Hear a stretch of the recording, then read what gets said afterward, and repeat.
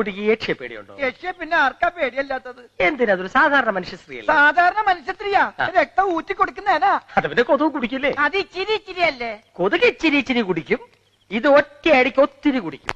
കൊതുകിനൊരു കൊമ്പുണ്ട്, യക്ഷിക്ക് 2 പല്ലുണ്ട്. കൊതുക് പറക്കുന്ന ഇനമാണ്, യക്ഷി പറക്കുന്ന ഇനമാണ്. ഒരു പനയിൽ നിന്ന് മറ്റൊരു പനയിലേക്ക്, ആ പനയിൽ നേരെ പാലയിലേക്ക് പറക്കും. കൊതുകിന് ചോര കിട്ടാതാവുമ്പോ മൂളും, യക്ഷിക്ക് ചോര കിട്ടാതാവുമ്പോ അലറും.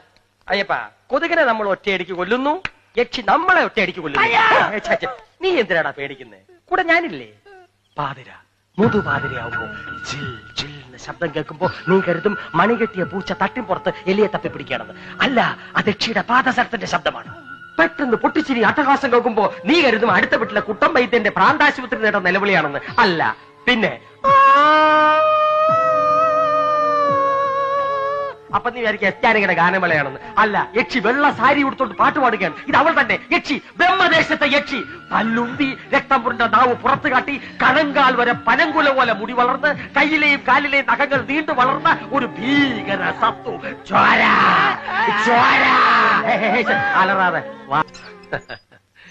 ഇതാണ്. മനസ്സിലായില്ല. മനസ്സിലായില്ലേ? നിന്റെ മുറി. ഇപ്പോഴാണ് ശ്വാസം നേരെ വീണത്. അത് ശരി. മുറി ഇഷ്ടായോ? മുറിയൊക്കെ ഇഷ്ടം. എനിക്ക് നിന്റെ കാര്യം കഷ്ടായി. നിന്റെ കൂട്ടുകാരൻ നിനക്ക് നഷ്ടമാവും. ഇത്രയും വലിയൊരു അയ്യോയുടെ ആവശ്യമില്ലായിരുന്നു. പോകുന്നത് വരെ ഇത്ര വലിയ അയ്യോ വേണ്ട. അതാവാം.